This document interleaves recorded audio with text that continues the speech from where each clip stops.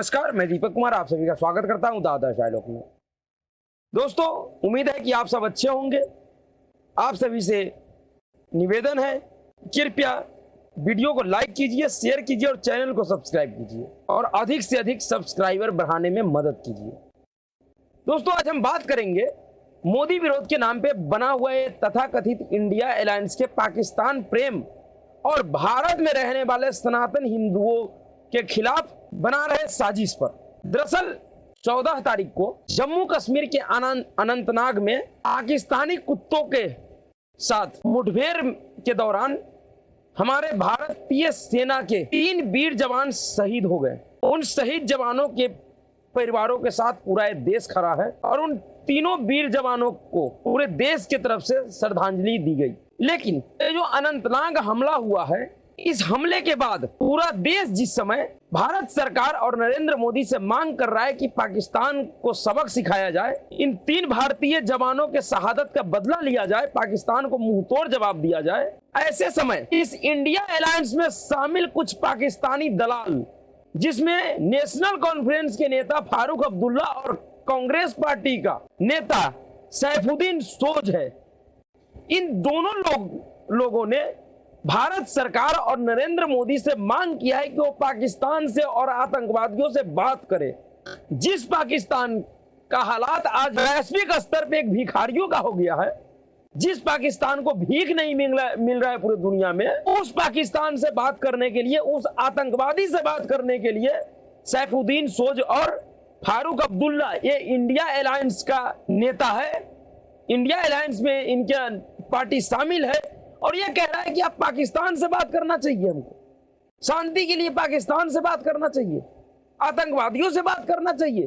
अरे नीचता की हद होती है यार। जब पूरा देश एक स्वर में कह रहा है कि इस पाकिस्तान और उनके पालतू कुत्तों को मुंहतोड़ जवाब दिया जाए, ऐसे समय में जिन पाकिस्तानी आतंकवादियों ने हमारे जवानों का जान लिया है, उनसे बात करने का वकालत कर रहे हैं लोग। और फारूक अब्दुल्ला और सैफुद्दीन सोज जैसे पाकिस्तानी दलालों का यह कोई नया राग नहीं है। इन लोगों का पूरा जीवन खप गया पाकिस्तान का दलाली करते हुए, चीन का दलाली करते हुए। ये वही फारूक अब्दुल्ला है जो 370 हटने से पहले कह रहा था कि पाकिस्तान कमजोर हो गया तो क्या हुआ, हम चीन से समर्थन लेंगे और चीन का सहायता लेकर हम कश्मीर को आजाद कराएंगे भारत से। जब जब इस देश में पाकिस्तानी आतंकवादियों के द्वारा हमला किया गया, जब जब हमारे सैनिकों का जान लिया आतंकवादियों ने, तब तब ये लोग पाकिस्तानी आतंकवादी और पाकिस्तान का विरोध करने के बजाय भारत सरकार को दोषी ठहराया और कहा कि भारत सरकार को आतंकवादियों से और पाकिस्तान से बात करना चाहिए।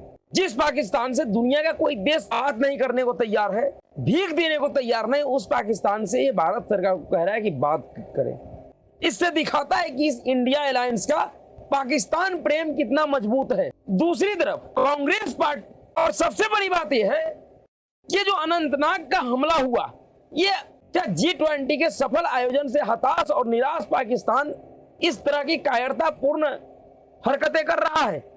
और क्या इनके इस हरकतों में उन सभी लोगों का सहयोग है जो G20 का विरोध कर रहा है? क्या यह कोई बड़ा साजिश है G20 के विरोधियों का? इसका भी गहराई से पड़ताल होनी चाहिए। जिस समय पूरा देश G20 के सफल आयोजन का जश्न मना रहा था, उसी समय यह हमला होता है जम्मू कश्मीर में। ये कहीं ना कहीं एक साजिश की तरफ इशारा करता है कि क्या इसके पीछे G20 से नफरती गैंग जो है, G20 का जो नफरती गैंग है, उसका षड्यंत्र तो नहीं है हमला।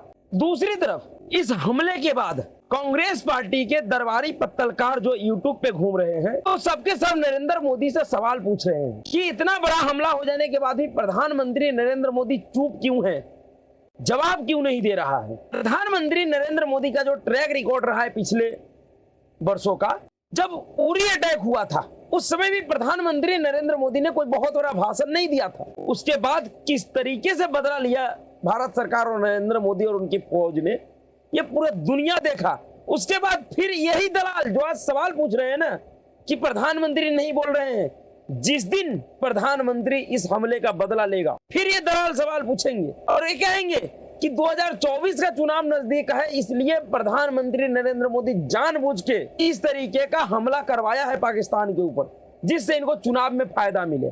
बालाकोट हमला जो हुआ था उसके बाद जिस तरीके से एयर स्ट्राइक हुआ था, उस समय यही ब्रिगेड जो आज प्रधानमंत्री नरेंद्र मोदी से जवाब मांग रहे हैं, ये कह रहा है कि प्रधानमंत्री चुप क्यों है। प्रधानमंत्री नरेंद्र मोदी जश्न मनाने में बिजी व्यस्त है। उनको सही जवानों के शहादत से ज्यादा अपने जश्न की पड़ी है। यही सब लोग सवाल पूछ रहे थे 2019 में कि भारत सरकार ने सर्जिकल स्ट्राइक करा तो उसमें कौन मरा है, कितने पक्षी मरे हैं, कहां पे बम गिरा है। जबकि उस समय पाकिस्तान के संसद से लेकर और इन खैराती दलालों के बेडरूम तक हलचल मच रहा था कि पता नहीं भारतीय सेना और कितना ज्यादा नुकसान करेगा। लेकिन यह जो दरबारी कांग्रेस का दरबारी पत्रकार जो यूट्यूब पे यूट्यूबर बना हुआ है, जो नरेंद्र मोदी से सवाल पूछ रहा है, यही पत्रकार 2008 में जब मुंबई ताज होटल पे हमला हुआ था, पाकिस्तानी आतंकवादियों ने हमला किया था जिसमें जिंदा मोहम्मद कसाब पकड़ा गया था, जिसको कांग्रेस पार्टी के नेता दिग्विजय सिंह और सोनिया गांधी मिलकर पूरी तरह से उस मुंबई हमले को हिंदू आतंकवादी हमला साबित करने का पूरा प्लान बना लिया था। अगर वो कसाब जिंदा नहीं पकड़ा जाता तो पूरा हमला इस देश के सनातनी हिंदुओं के माथे पे मर दिया जाता। जिस तरीके से उस कसाब के लिए सारा आईडी प्रूफ तैयार करवा लिया गया था, हाथों में उसके कलावा बंधवा दिया गया था, वो तो शुक्र रहा वो जिंदा पकड़ा गया, जिससे भेद खुला कि ये पाकिस्तानी आतंकवादी अजमल कसाब है। उस हमले के तुरंत बाद राहुल गांधी नई दिल्ली में एक बड़े फार्म हाउस पर पार्टी मना रहे थे, पार्टी कर रहे थे। कोई दलाल खैलियर खैराती पत्रकार जो आज जो यूट्यूबर बना हुआ है, ये सब उस समय टीवी चैनल पे था, बड़ा बड़ा एंकर बना हुआ था। किसी ने राहुल गांधी से सवाल नहीं पूछा, जबकि राहुल गांधी 2008 में कांग्रेस पार्टी का महासचिव था और महासचिव के पद पे रहते हुए वो व्यक्ति इतने बड़े आतंकी हमला के तुरंत बाद दिल्ली के एक बड़े फार्म हाउस पे पार्टी मना रहा था। उस समय कोई सवाल नहीं पूछा। उस समय किसी प्रधानमंत्री ने या किसी भी बड़े मंत्री के द्वारा पाकिस्तान के खिलाफ क्या कार्रवाई किया गया, इसका कोई जानकारी नहीं दी और ना ही कोई उनके दलाल पालतू पत्रकार उनसे पूछा कि इतना बड़ा आतंकी हमला के बाद आपने क्या कार्रवाई किया है पाकिस्तान के ऊपर। कोई कार्रवाई नहीं, क्योंकि उस समय इस देश में पूरी तरह से एक ऐसी सरकार थी जो पाकिस्तानी आतंकवादियों के साथ उनका सांठगांठ था। नहीं तो क्या कारण है कि जिस देश में आए दिन बम विस्फोट होता था, उस देश का सिर्फ सत्ता परिवर्तन होता है और बम विस्फोट अचानक से बंद हो जाता है। 10 साल के कालखंड में कहीं कोई बम विस्फोट नहीं होता है, कोई सीरियल ब्लास्ट नहीं होता है। लेकिन उससे पहले ऐसा कोई महीना, ऐसा कोई साल नहीं गुजरता जिस साल में बम ब्लास्ट, कोई सीरियल ब्लास्ट नहीं होता है।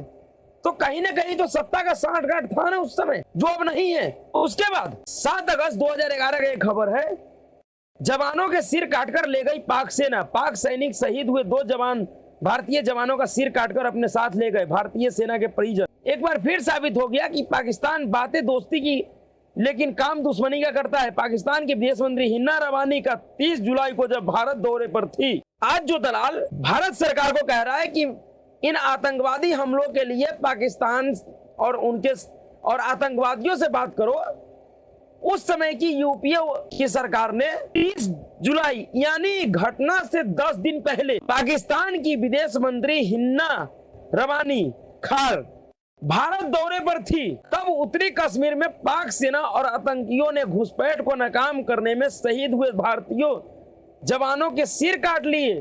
पाक जवान दोनों सैनिकों के सिर भी अपने साथ ले गए। सेना ने जवानों के शव को विकृत किए जाने की पुष्टि की है, लेकिन शव का सिर काटे जाने पर कुछ भी खुलकर नहीं कहा है। यानी कि सेना के जवानों का सर काट कर ले गया और उन बातों को लोगों से छुपाया गया। उसके बाद भी भारत पाकिस्तान के बीच संबंध खत्म नहीं हुए, चलता रहा। उस समय कोई भी दलाल भारत सरकार से, सोनिया गांधी जो कि सुपर प्राइम मिनिस्टर थी, उससे किसी ने भी अगर एक सवाल पूछा हो तो दिखा दो भाई कि क्या सवाल आपने पूछे थे। उसके बाद सिर्फ वही एक घटना नहीं था, उसके बाद 1 जनवरी 2013 को भी इसी तरीके से भारत पाकिस्तान के मैच का क्रिकेट सीरीज खत्म होने के 48 घंटे के अंदर ही पाकिस्तानी सेना ने नियंत्रण रेखा और बर्बरता की हद लांघते हुए 2 भारतीय जवानों को मारकर उनके सिर काट लिए। इसमें लॉन्स नायक, हेमराज और सुधाकर सिंह थे। ये 2013 जनवरी 2013 का यह घटना है, 8 जनवरी 2013 का। क्या कार्रवाई किया भारत सरकार ने और क्या बयान दिया था इस पर प्रधानमंत्री मनमोहन सिंह या super prime minister Sonia Gandhi ने? क्या कभी ये दलाल उनसे सवाल पूछा? नहीं पूछा। और आज ये दलाल प्रधानमंत्री नरेंद्र मोदी के लिए कह रहे हैं कि जब सेना शहीद हो रहे थे तो प्रधानमंत्री नरेंद्र मोदी जश्न कर रहे थे। कभी अपने बाप से भी पूछो कि इतने बड़े बड़े हमले के बाद भी उनका क्या बयान था, क्या कार्रवाई किया उसने पाकिस्तान और आतंकवादियों के खिलाफ। और जो दलाल टीवी पर बैठ के कह रहा है कि नोटबंदी और 370 हटने के बाद क्या बदला, बहुत जल्द ही उन सबके मुंह पर इस सुप्रीम कोर्ट तमाचा मारने वाला है और सुप्रीम कोर्ट ही बताएगा कि जम्मू कश्मीर में क्या बदला। ऐसे पूरा ये देश जानता है कि आज पिछले 9 साल से, खास करके जब से 370 हटा है और नोटबंदी हुआ है, तब से उस पाकिस्तान का स्थिति क्या है, आज पाकिस्तान में क्या हो रहा है। जो सारे घटनाएं जम्मू कश्मीर में कभी हुआ करता था 2014 से पहले या 2019 से पहले, वो सारी घटनाएं आज पाकिस्तान में घट रही है। आज पाकिस्तान वैश्विक स्तर में भिखारी बन गया है, कोई उनको भीख देने को तैयार नहीं है। वहां के लोगों के पास आटा चावल दाल खरीदने की औकात नहीं है, लेकिन उनके लिए भारत में कुछ उनके दलाल काम कर रहे हैं। तो दूसरी तरफ बिहार के शिक्षा मंत्री चंद्रशेखर, जिसके पास शिक्षा को छोड़कर बाकी सभी विषयों का जानकारी है, और उसी तरीके का उनका प्रवक्ता भी आरजेडी का, कि जिस विषय पे उनसे सवाल पूछिए उस विषयों के अलावा उनके पास सारे विषयों की जानकारी होता है। वह शिक्षा मंत्री एक बार फिर से रामचरितमानस का तुलना पोटेशियम साइनाइड से कर दिया है। उसने बताया है कि रामचरितमानस एक तरह का पोटेशियम साइनाइड है। यह बिहार का शिक्षा मंत्री का हाल है। तो समझिए यह बिहार के बच्चों के लिए कैसा पॉलिसी बनाएगा। इनका जो हिंदू विरोध, इनका सनातन विरोध का जो कुंठा इनके मन में है, ये फूट फूट कर बाहर आ रहा है। और इनके शिक्षा मंत्री रहते हुए जितनी भी पॉलिसी बनेगी बिहार के बच्चों के लिए, वो कितना जहरीला होगा हिंदुओं के खिलाफ, ये कल्पना करने वाली बात है। ये पूरा इंडिया अलायंस, ये पूरा तथाकथित इंडी अलायंस एक तरफ पाकिस्तान प्रेम दिखा रहा है तो दूसरे तरफ भारत में रहने वाले हिंदू और सनातन का विरोधी बनता जा रहा है।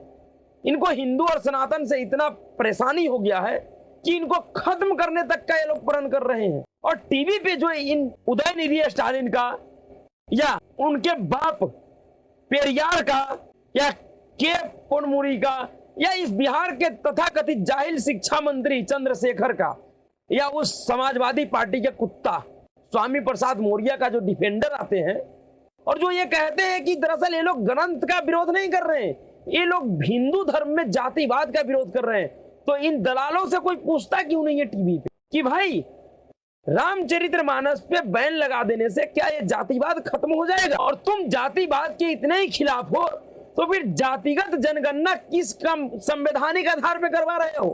तुम्हारा जहां सरकार है, क्यों नहीं तुम अपने सरकार में जाति के नाम पे जो भी व्यवस्था है उस सबको खत्म कर रहे हो? आरक्षण देना है तो तुम आर्थिक आधार पे आरक्षण दो ना, जातियों के नाम पे आरक्षण क्यों है? सबसे पहले जाति के नाम पे जो आरक्षण है उस आरक्षण को खत्म करो और आर्थिक आधार पे आरक्षण दो। जो हर एक परियोजना में, हर एक सरकारी लाभ में जो तुम और तुम्हारे बाप जो लोगों से जाति सर्टिफिकेट मांगते हैं, उस जाति प्रमाण पत्र को खत्म करो ना भाई।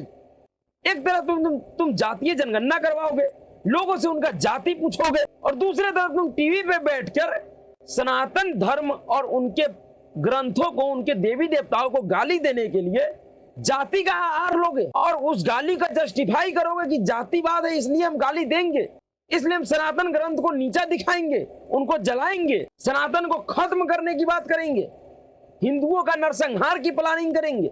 अगर जातिवाद को खत्म करना है तो सबसे पहले बिहार सरकार, और जिस सरकार में यह सबसे बड़ा बेवकूफ मूर्ख टाइप का शिक्षा मंत्री है, इस शिक्षा मंत्री को अपने ही सरकार के द्वारा जो जातिगत जनगणना करवाया जा रहा है उसको पहले बंद करवाओ ना। क्यों तुम लोगों को जाति जानना चाहते हो?